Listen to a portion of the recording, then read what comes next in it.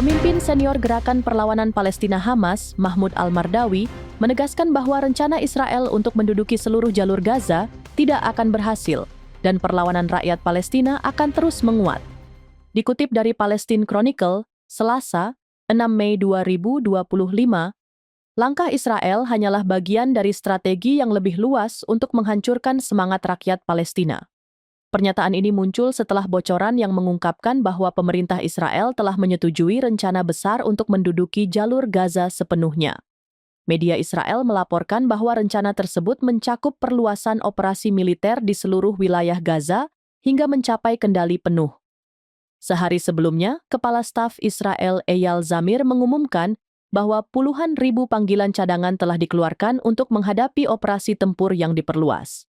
Dalam wawancara dengan Al Jazeera, Al-Mardawi menegaskan bahwa Hamas tidak akan menerima penyelesaian apapun yang gagal memenuhi tuntutan utama rakyat Palestina.